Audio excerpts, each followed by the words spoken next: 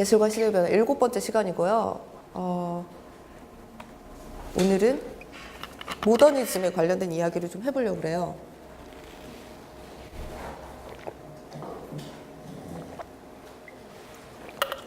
우리가 보통 이제 모더니즘이라고 이야기를 했을 때, 그 중심은 당연히 파리가 돼요.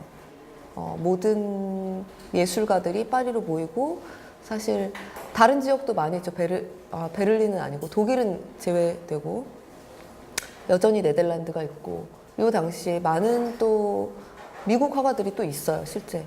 그렇지만 그들이 다시 파리로 가서 파리에서 인정을 받아야 하고, 거기서 뭔가 판매를 하고 전시를 하고 하는 것이 성공이라고 여겨졌었어요. 그래서 그 파리와 관련된 이야기들. 그리고 프랑스가 혁명을 겪으면서 시민계급이 성장하게 되죠. 귀족들이 완전히 몰락하게 되고 신흥 부호들이 등장하게 되는데 그들은 역시 그림을 사요. 신분제가 무너지면 바로 어떤 일이 일어나면 신분제가 무너질 때는 귀족들과 맞먹을 만한 만큼의 강한 권력을 가지고 있는 중산층 출신의 부호들이 등장하게 되거든요. 그 부호들이 어떤 일을 하냐면 귀족과 같은 행동을 해요. 자기들도 준귀족처럼 인정을 받고 싶어 하는 거죠. 그래서 그들이 했었던 일들을, 그들이 누렸던 것들을 가지려고 많이 하는데 그 중에 하나가 그림이기도 했었죠. 그림이 그러면서 점점 더 대중화가 되고 그냥 부호들 층만이 아니라 시민 계급 애들까지 그림의 시장이 확대된다고 볼 수 있어요. 그러면서 일어나게 되는 일들에 대해서 오늘 간단하게 이야기해 볼게요. 당시 19세기 전과 19세기 이제 막 들어서기 시작하는 1800년대에 들어서기 전후로는 파리가 도시가 엄청나게 커지기 시작했어요. 그래서 당시 인구가 19세기 시작 전과 19세기 시작 후가 뭐 2배, 3배 이상 차이가 날 정도로 그 정도로 어마어마하게 많은 인구들이 몰려들었고, 그리고 그 사람들이 파리에서 무슨 일을 했냐면 그냥 파리 시내 안에 공장 같은 것들이 많이 있었어요. 거의 다 노동자 계층이었고 시골에서 이제 더 이상 농사 짓거나 하지 않고 도시에 와서 노동자 계층이 되었죠. 마치 우리가 60년대 후반 70년대에 서울로 사람들이 몰려들어서 그들이 이제 공장 노동자가 되는 것과 비슷한 현상들이 그때 당시 일어나고 있었어요. 그러다 보니까 인구가 너무나 급증하기 시작하니까 파리의 환경들이 나빠지기 시작했거든요. 그래서 당시에 빅토르 콘시데랑 빅토르 콘시데랑이라는 사람이 이런 이야기를 했어요. 파리는 썩은 것들을 만들어내는 거대한 작업장이다. 그곳은 고통과 전염병, 질병이 동시에 일어나는 곳이고 빛과 공기는 거의 들지 않는 곳이다. 파리는 식물들이 시들고 죽는 곳이고 해마다 7명 중 4아이가 죽는 곳이다. 이 정도로 환경이 별로 좋지 않았던 것 같아요. 건물들이 마구마구 들어서고 골목이 그러면서 좁아지기 시작하니까 햇볕이 거의 들지 않았고 또 제대로 오물들을 처리가 되지 않아가지고 이제 곳곳에서 막 악취가 많이 나고 했었던 거죠. 당시 이제 사진인데요. 네. 이런 거는 우리가 얘기 듣던 파리 혁명 당시 시민들이 만들어놨던 바리케이트들이에요.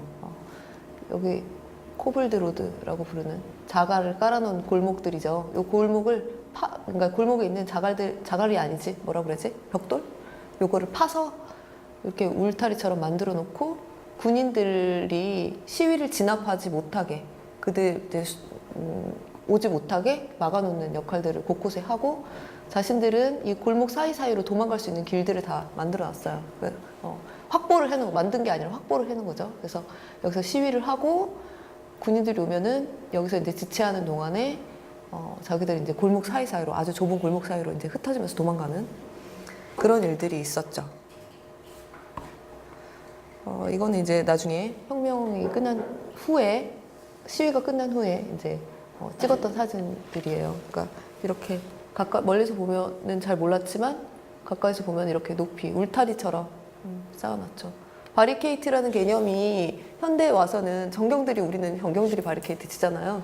사람들 한 곳에다 몰아두려고, 시위자들을 어디 못 도망가게 하려고 치는 건데, 당시의 바리케이트들은 시민들이 다시 그 군인들이나 뭐 이런 경찰들이 가까이 오지 못하게 치는 거였어요. 샤를 마빌이라는 작가의 사진을 이제 보게 될 건데요. 이 사람은 사진 작가였는데, 이 사람은 파리시로부터 고용된 사진사였어요.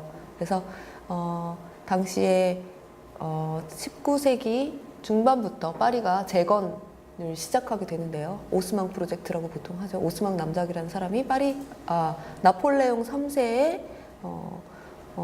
주문? 뭐라고 해야 되죠? 나폴레옹 3세가 오스망 남작과 함께 파리를 재건해야 하는 프로젝트를 만들었고, 오스망이 나폴레옹 3세의 명령에 따라서 파리를 재건하는 그런 사업을 했었죠. 일종의 재건축 사업이라고 생각하시면 될 것 같아요. 당시 건축물들을 이런 식으로 굉장히 많이 다 허물어 버렸어요. 이런 보시면 다 엄청나게 다 허물어 버렸고, 빈민가들은 거의 다 그때 사라지게 됐어요. 일종의 재건축 사업이었는데 더 정확하게 말하면은 노동자 계층을 시외로 쫓아내는 사업이었어요. 이것도 사업 전인데, 뭐 사실 이렇게 봐서는 이제 정경들이라 정확하게는 잘 모르겠어요. 근데 보시면 골목들이 이제 매우 좁고, 여기 마차가 하나 있는데 마차 하나가 이제 겨우 지나갈 수 있을 정도의 너비이고, 물이 잘 빠지지 않는 것들이 보이고, 보통 생활 하수들을 뭐 길에다 버리거나 보통 많이 이때는 이렇게 했기 때문에 도로가 늘 이런 도로들이 뭐 축축하게 젖어 있고, 하수 시설이 제대로 되지 않아 가지고 뭐 이런 물에서 엄청나게 악취들이 보통 많이 나고, 그래서 뒷골목으로 다니는 게 쉽지는 않았었죠. 마차가 이렇게 한 대만 지나가면 상관이 없겠는데, 뭐 여러 대가 같이 지나가게 되면 의뢰껏 사고가 나기 마련이고, 근데 물류를 담당하는 뭐 마차들 같은 경우에는 어김없이 다녀야 했기 때문에 이게 굉장히 불편한 상황이었어요. 당시 파리들이. 요거는 공중 화장실. 밑에 배수구가 없죠. 이게 그냥 소변이 흘러가게 그냥 놓아둔 거고, 사람들이 여기 그냥 들어가 서서 소변을 보는 공중 화장실이었어요. 이런 것들이 이제 당시 그 오스망 프로젝트 이전에는 파리 시내에 그냥 흔히 볼 수 있는 풍경이었던 것 같아요. 이것도 우리가 생각하고 있는 파리하고는 조금 다르죠. 판자촌이에요. 인구가 늘어나면서 그들이 이제 거주할 수 있는 집들이 없으니까 급조해서 이런 식으로 나무 판자집을 굉장히 많이 만들었고, 가난한 사람들이 이런 곳에서 이제 살게 됐죠. 여기도 이런 곳들도 마찬가지고, 굉장히 이제 좁은 길들, 상점들이 여기 이렇게 있지만 굉장히 이제 좁죠. 이런 식으로 좁은 골목들 사이에 있는 것들이 보여요. 이거는 바리케이트 이제 치우고 있는 모습인데요. 아직도 이제 조금씩 남아있는 모습들. 이에요. 이런 식으로.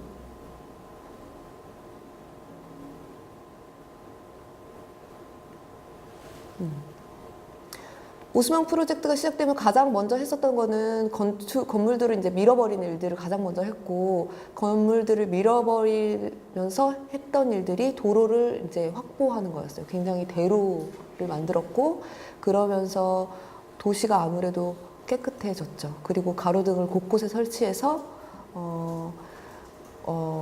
굉장히 환하게 만들었어요. 그래서 보통 오스망 프로젝트라고 이야기를 하면은 파리 거리에서 어둠을 몰아냈다라고 이야기를 보통 많이 해요.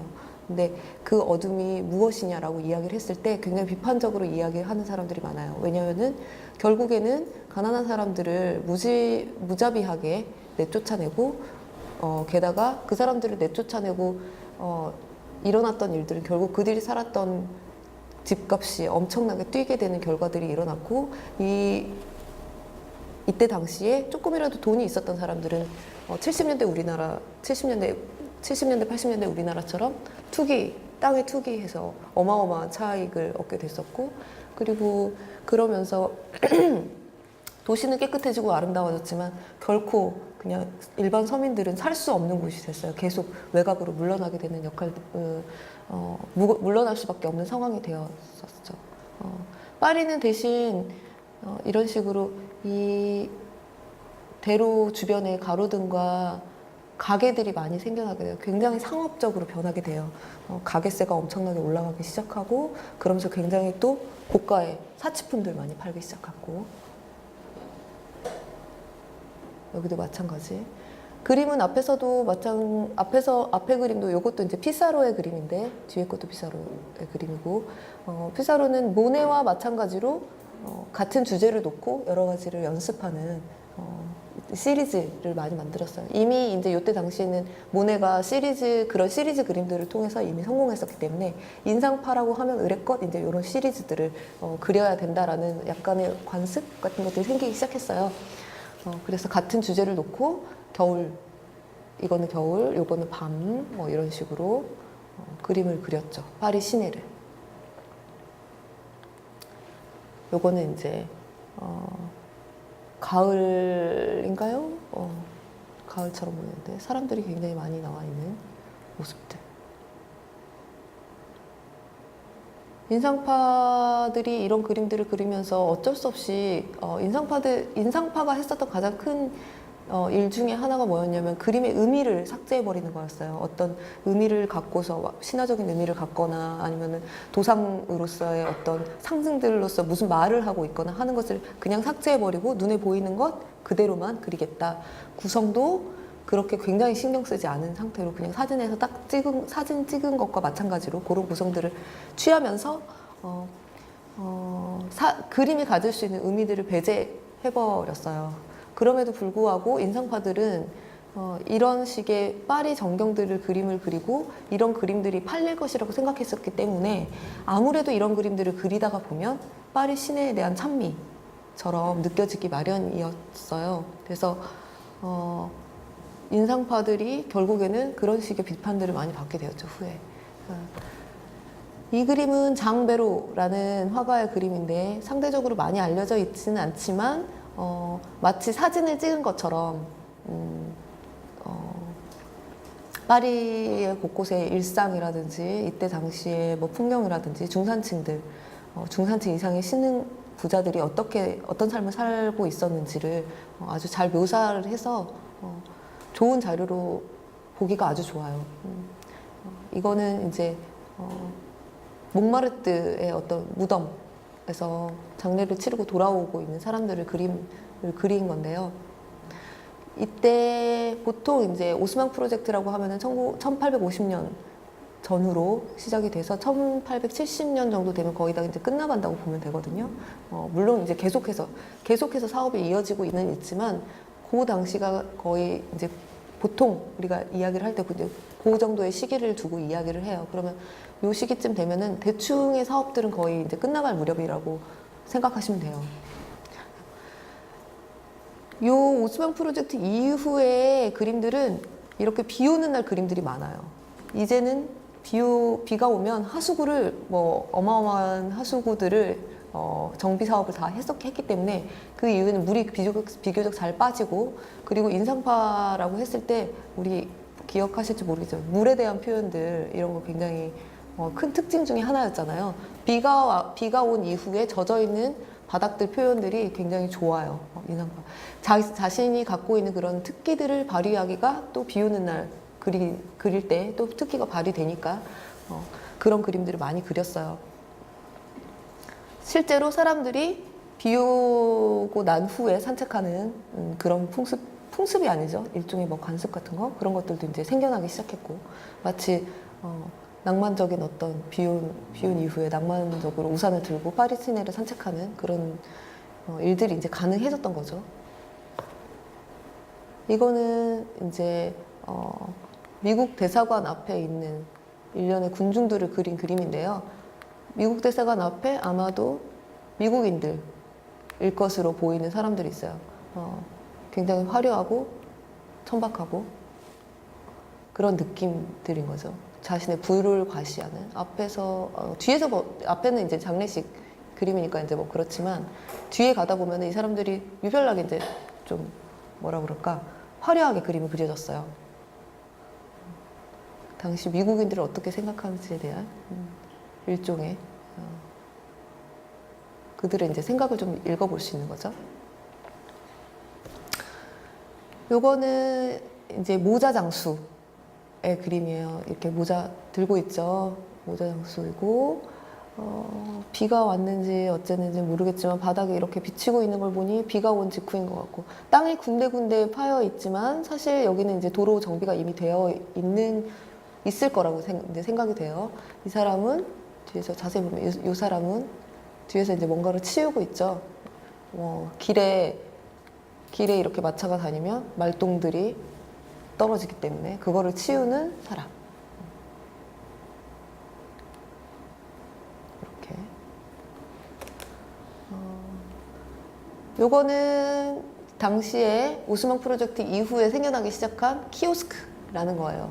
조그마한 매점 같은 건데 여기에 보면 이제 공연을 하고 있다는 포스터가 이제 곳곳에 붙여 있고 앞에 이제 자그마한 무슨 뭐 가벼운 뭐 신문을 팔거나 뭐 이런 것들이 아마 있을 거예요.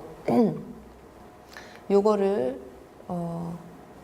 서울을 정비하면서 그대로 따라 했죠. 그대로 따라해서 매점 사업을 이런 식으로 키오스크를 따라 하기도 했고 여러 가지로 서울시 정비를 할 때 오스만 프로젝트를 참고하긴 했어요. 굉장히 오래전에 이루어졌었던 파리 정비 사업이었는데 실제로 서울을 정비하면서 겉모양은 따라했지만 오스만 프로젝트가 어떤 문제가 있었는지에 대해서는 별로 연구하지 않고 따라했었던 것 같아요. 그래서 사실은 우리도 몇 세기가 지났는데도 불구하고 문제는 고스란히 다 가지고 왔죠. 그러니까 서민들이 원래 살고 있었던 토박이들이 그대로 쫓겨나고 다른 어떤 부호들이 들어오서 거기에 상권들을 아주 비싸게 만들어 놓고 그러고 나서 그 상권을 다시 대기업이 들어와 가지고 잠식하게 되는 이상한 악순환들이 벌어지고 있는데 실제로 파리에서 그렇게 됐었거든요. 그런 식의 순환이 이루어지고 있었는데 그거에 대해서는 별로 정책을 세우지 않고 나쁜 점까지 그대로 다 가지고 왔었죠. 장베로의 그림 굉장히 사실주의적이죠. 뒤에 보면은 이제 증기선이 센강을 지나가고 있는 게 보이고 앞에는 노점을 늘어놓고 아이들 장난감을 팔고 있어요. 이걸 아이들이 와가지고 별로 기쁘지 않은 것 같아요. 근데 애들이 장난감을 보는데 그냥 약간 무표정하게 이게 뭐지? 그냥 이러고 구경하고 있는 모습들. 이런 그림들도 그렸어요. 건물을 공사를 하고 있는 모습들이 보이죠? 이런 것들. 당시 모습들을 이제 살펴볼 수 있을 것 같아요. 여기들은 다 상가예요. 상가들인 게 보이죠? 이름들, 간판들이 막 어마어마하게 보이고 사람들이 여기서 뭐 마차를 부르는 사람, 모자를 사가지고 가는 사람 이렇게 다니고 있는 사람들이 보이고 역시 화려한 가로등이 보이고 있고 이런 모습들을 보면 앞에 미국인이 얼마나 화려했는지 좀 아시겠죠. 당시에는 혁명 이후가 돼가면서 남성들의 옷은 거의 뭐라 그럴까 천편일률적으로 약간 비슷한 평균적인 어떤 무채색을 가지게 되었고 그 여성들의 옷은 급 화려하게 되었다가 어떤 뭐라 그럴까 조금 나중에 가면은 평범하고 순박한 모습까지도 유행을 하게 돼요. 그 틈에서 이제 코코 샤넬이라는 디자이너가 히트하게 되죠. 코코 샤넬 같은 경우에는 모조 진주 목걸이와 그 저지가 아니라 뭐지?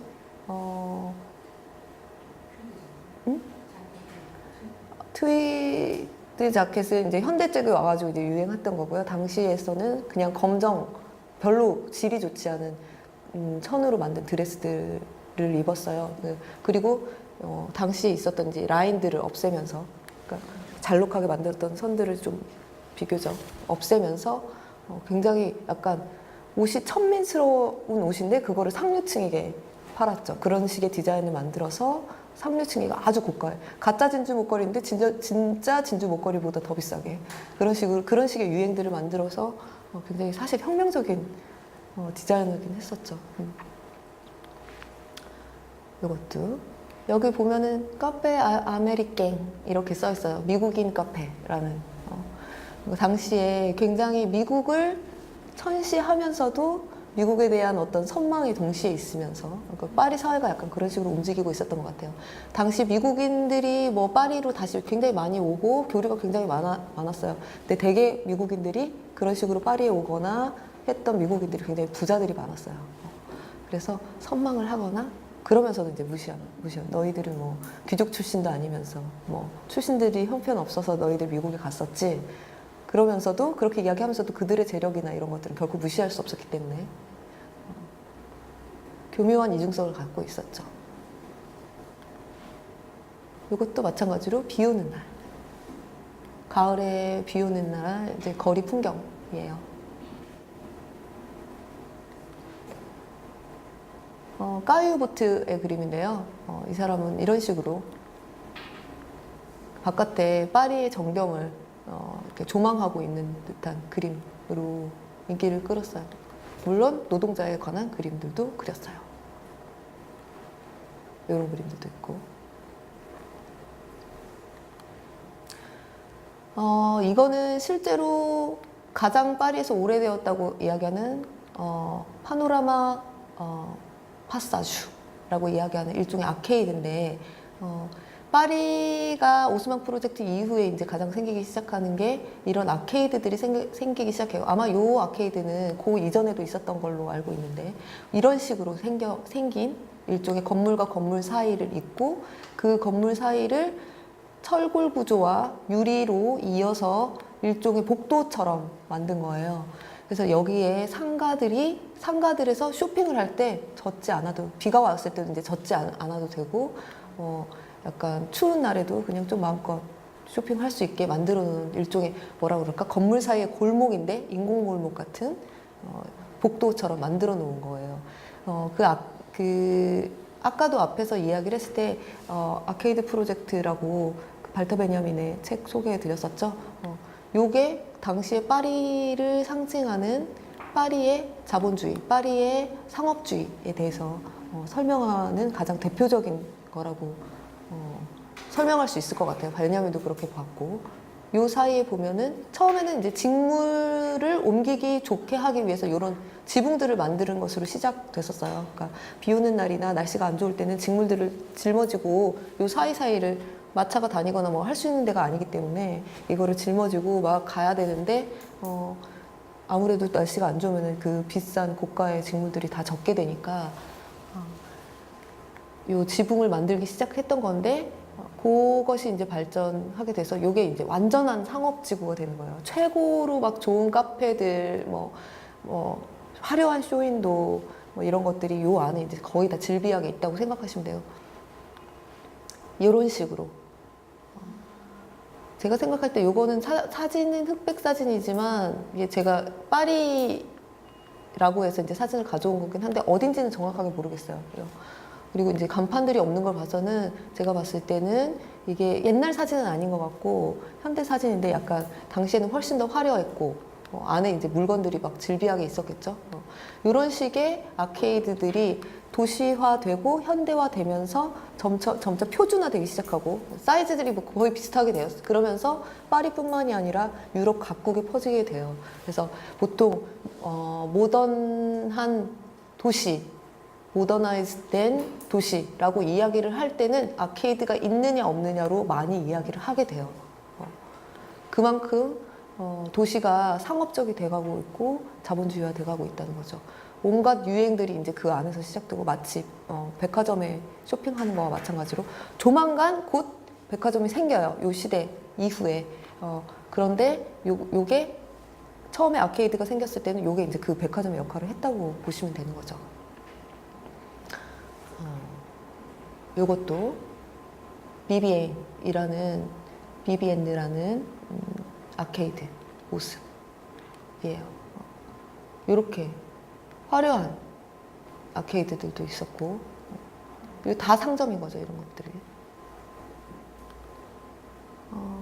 당시가 얼마나 상업주의로 물들어 있었느냐 하면, 그러니까 당시에 이제 뭐 소설들이나 이런 것들 보면은 좀 많이 알 수 있어요. 이거는 마네가 그렸던, 제목이 빠졌네요. 나나예요. 나나는 에밀 졸라의 소설인데요. 나나는 목로주점 나나, 이렇게 주인공이 같아요. 근데 그 이야기를 하게 되는데, 제가 쓴 건데요. 제가 잠깐 조금만 읽어볼게요.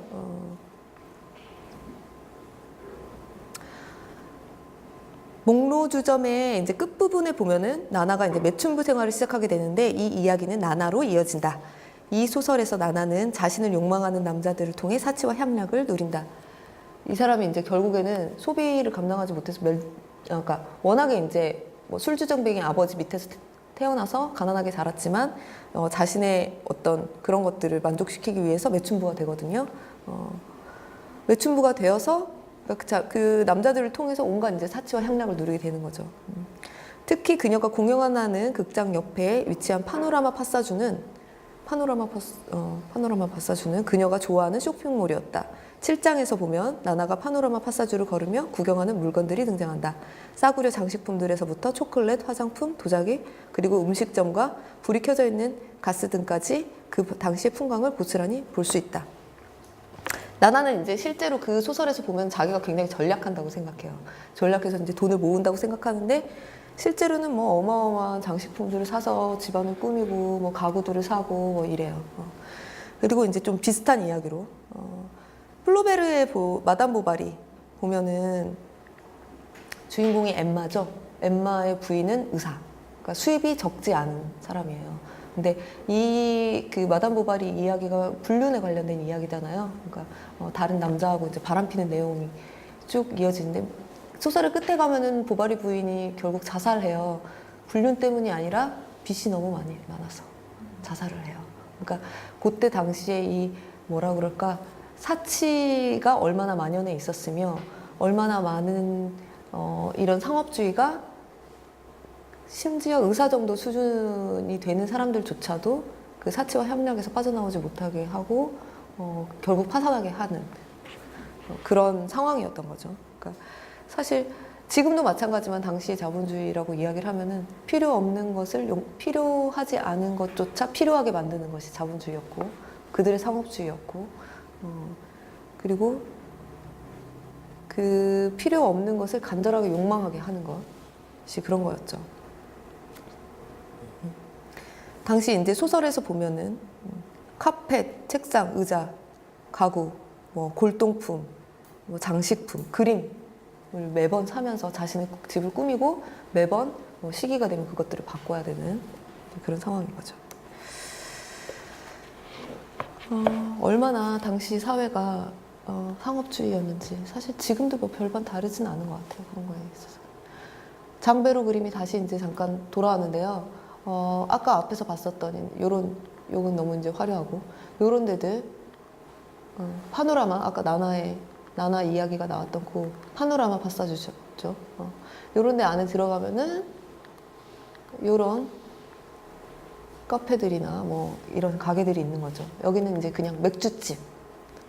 사람들이 맥주집에서 이야기하는, 이 사람은 아마 여급일 거예요. 여급과 함께 술을 마시면서 뭔가 이야기를 나누고 있죠. 여기는 빵집이에요. 당시 파리 시내에 있는, 파사주 안에 있는 고급 빵집인 거죠. 여기서 이제 여자들과 아이들이 와가지고 담소를 나누고 차를 마시고 하는 곳이었죠. 샹젤리제에 있었던 곳이네요. 요 사람을 살펴보면 이제 당시의 패션이 어땠는지를 대강 알 수 있어요. 이제 1850년, 60년경에 있었던, 조금 더 지나면은 요 엉덩이가 더 뽕 나오기 시작해요. 나중에 다른 그림 보면은 알게 되겠지만 아까 나나 그림에서도 보면 엉덩이에 뭔가를 빵빵하게 뭔가 넣은 것 같은 느낌이 좀 들죠. 허리는 잘록하게 하면서 이런 식의 옷을 입고 굉장히 화려하게 다녔던 거죠. 이렇게 이제 화려해 보이는 파리를 찬미하는 화가들이 많이 있었어요. 베로 역시 뭐 이런 그림을 그렸는데 국가를 부르고 있는 모습이에요. 그러니까 누가 봐도 프랑스 국가를 찬미하고 있고 새로워진 아름다워진 이제 파리에 대해서 찬미하고 있는 거죠.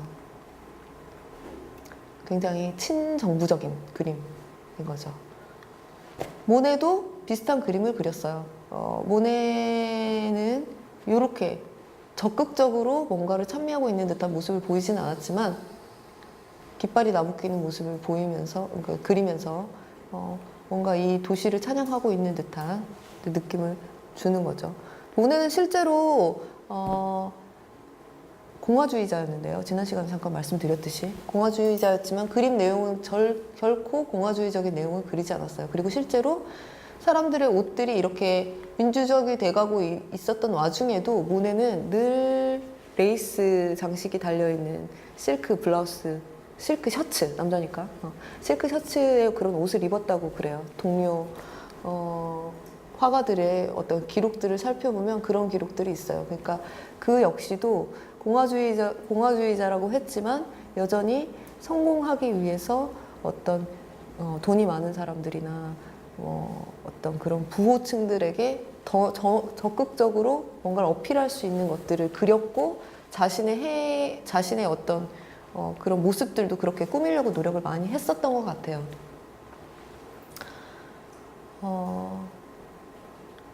요거는 생데니 다른 길이지만 이제 비슷한 느낌의 축제를 하고 있는 모습이에요.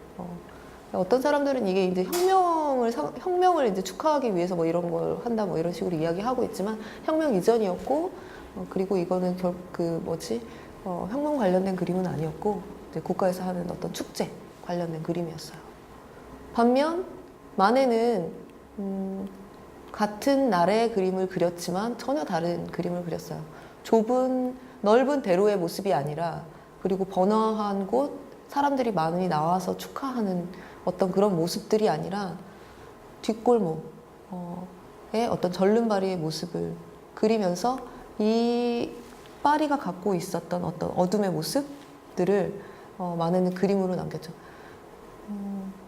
앞에서도 뭐 저희 지난 시간에도 마네 그림 잠깐 살펴봤지만 마네 역시 공화주의자였고 마네의 그림 역시 공화주의자적인 면모들을 다 보여줬어요. 그리고 늘 어떤 것에 대한 당시 파리에 대한 비판적인 모습들 이런 것들을 보여줬고 그렇기 때문에 그것으로 논란을 얻었고 그 논란 속에서 마네는 성공했다고 볼 수 있어요.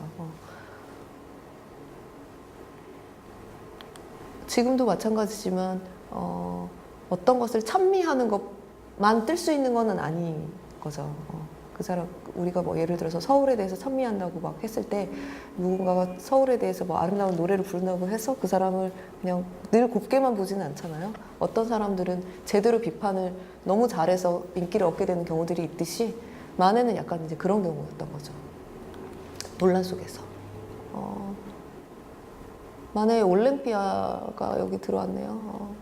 이런 그림들 같아요. 올랭피아도 약간 기존의 미술에 대한 관습을 비판하면서 이게 화제가 되었고 그 논란 속에서 이제 비싸게 팔리게 되면서 마네가 성공할 수 있었던 계기 중에 하나였던 거였고 마찬가지로 이 그림 역시 우리가 앞에서 그 고야의 그림을 살펴보면서 이제 원의 그림을 잠깐 살펴봤어요. 혹시 안 가져왔군요. 같은 구도로 되어 있는 고야 그림 생각나실 거예요. 이쪽에서 이제 그 민병이 어떤 프랑스 군인 앞에서 이렇게 손을 들고 예수처럼 이제 손을 들고 있었고 이렇게 예수의 못 박힌 자국과 같은 손 모양이 이렇게 있었던 그 그림하고 이제 같은 구도로 이제 그려진 그림인데요. 이 사람은 막시밀리안 황제, 멕시코의 막시밀리안 황제죠. 프랑스에서 이제 보냈던 꼭두각시 황제였어요. 혁명이 일어나면서 이 사람이 처형당하게 되는데, 그러면 이 사람들은 누굴까? 왜 프랑스 군인이 이 사람을 총을 쏘고 있을까? 여기는 멕시코인데 어떻게 된 거지? 원래는 이런 그림이었어요. 이것도 막시밀리안 황제의 처형인데 여기서는 이제 명확하게 보이진 않죠. 구도는 그 앞에서 고야의 그림과 같은 구도로 되어 있지만 얼굴이 보이지 않는 어떤 군인들이 이쪽에 있는 누군가를 쏘아서 이제 처형하고 있는 모습, 구도는 같지만 얼굴은 정확하게 보이지 않고, 여기는 이제 멕시코 군인으로 보이죠. 모자나 옷이 멕시코 군인인데 이 그림을 이런 식으로 바꾼 거예요. 멕시코 군인들 쿠데타가 일어났고 거기서 이제 멕시코에서 혁명이 일어나서 멕시코인들에게 처형을 당한 것이었는데, 사실은 이 사람을 프랑스에서 보낸 꼭두각시 황제였기 때문에 이 모든 것들, 이 사람의 죽음은 프랑스가 저지른 것이나 이제 다름이 없다. 멕시코의 혁명을 일단 지지하긴 했지만 이 상황에 이제 이 그림을 그리면서 이제 프랑스의 어떤 책임에 대해서 이제 이야기를 하고 싶었던 거죠. 이 사람 막시밀리안 황제의 옷은 흰색으로 표현하고 있죠. 그 고야의 그림과 마찬가지로. 그렇기 때문에 이 사람이 잘못이 아니라 프랑스가 결국 잘못한 거다라는 이야기를 하고 있었던 거죠. 파리를 찬미하는 그림들 중에서 앞에서 잠깐 이제 살펴봤던 것 중에 하나가 모네의 이제 기차역에 관련된 그림이에요. 기차는 당시에 그 모던함의 상징이었기 때문에 근대를 여는 일종의 도구 같은 거였죠. 생라자르 역을 그렸고, 이 그림은 일종의 프랑스 찬미로 읽혀져요. 이런 그림도 마찬가지고, 마네는 그런데 그림도 이렇게 그려놨어요. 철도역 그리면서 기차도 없고 역사, 우리가 앞에서 봤었던 요 역사, 요게 이제 큰 특징이었잖아요. 우리가 앞에서도 살펴봤듯이 요 유리와 철골 구조들이 굉장히 이제 당시 새로운 신개념의 건축 방식이었고, 사람들이 요런 기술들을 보면서 많이 놀라고 감탄했었기 때문에 굉장히 이게 큰 특징이었고, 요거를 그리는 게 굉장히 중요했는데 마네는 전혀 그런 거를 그리지 않았죠. 대신 증기가 뿜어져 나오는 모습만 그렸어요. 그리고 철망, 이게 뭐라 그러죠? 울타리 담이 있는데 이게 이렇게 쇠철망으로 되어 있는데도 불구하고, 쇠 울타리로 되어 있음에도 불구하고 이 증기가 이쪽 바깥에까지 나오지도 않죠. 이 사람들을 그리면서 한가롭게 그냥 앉아서 역 앞에서 뭔가 소일거리를 하고 있는, 시간을 보내고 있는 반근대의 인간형인 거예요, 사실. 왜냐하면은 기차역이라고 하면은 당시에 기차역이 생겨나면서 가장 중요했던 파급 중에 하나가 표준시가 퍼졌다는 거라고, 그러니까 널리 퍼져 나갔다는 거 지난 시간에 아마 말씀드렸을 거예요. 사람들이 시간을 맞추기 시작했고 시계를 들고 다니기 시작했으며, 그 1분 1초를 나눠서 생각하게 됐던 거는 다 기차 때문이었어요, 사실. 왜냐면은 그 시간에 맞춰서 움직여야 했기 때문에. 그 시간에 맞춰서 파리뿐만이 아니라 프랑스 전역, 심지어는 다른 나라들까지 시간을 함께 맞추어야 기차가 운행하는 것이 가능했기 때문에 사람들이 그 시간에 맞춰서 이제 움직이기 시작했던 거죠. 그 이전에는 그냥 시간은 그냥 내가 맞추면 내가 하는 거지. 12시에 밥 먹으라는 법이 어디서 내가 배고프면 먹는 거지. 그런 시기였는데 이제는 더 이상 그런 삶이 생겨나지 않았다는 거죠. 우리나라도 마찬가지로 시간 개념이 24시간 개념이 아니었죠.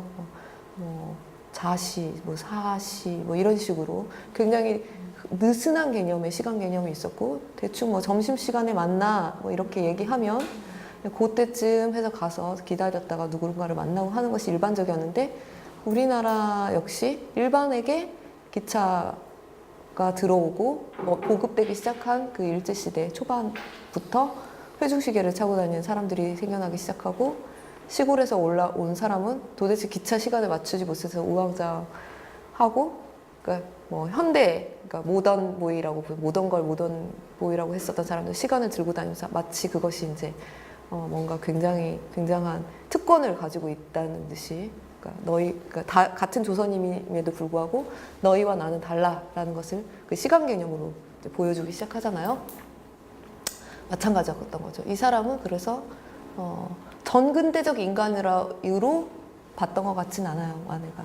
이 사람은 그냥 반근대적인 어떤 요 근대에 그냥 거스르는 인간 중에 인간형이었던 거죠. 와서 그냥 포도 먹으면서 책 읽고 나른하게 꼬마 강아지 이제 자는 거 기다리면서 그냥 이제 한가롭게 앉아서 시간을 보내는 거죠.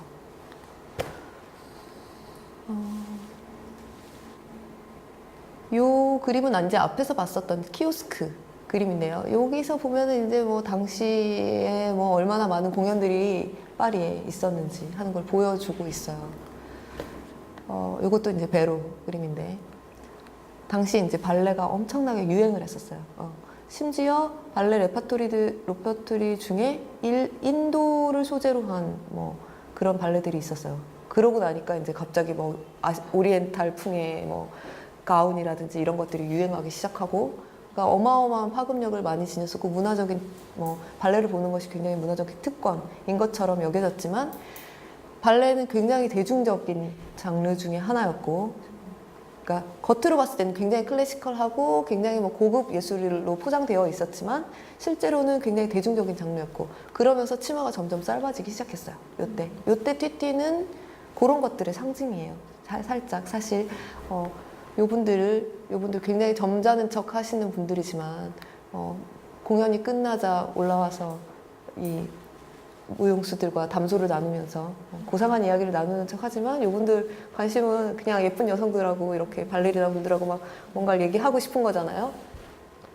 그렇듯이 그런 어떤 대중적인 것과 상업적인 것과 맞물려서 사실은 이런 식의 발레 옷들이 요 이전에는 없었어요. 훨씬 더 치마도 길었고 이렇게 노출이라든지 이런 것들이 훨씬 덜 했었는데, 요 시대가 되면 점점 짧아지면서 요즘과 같은 완전 이렇게 거의 일자 형태, 조금 더 지나가면 이제 그런 게 뒤에 보면 이제 나올 텐데, 그런 일자 형태의 튀튀, 거의 뭐 허벅지가 다 보이는 그런 식의 이제 발레 옷들을 입기 시작했던 거죠.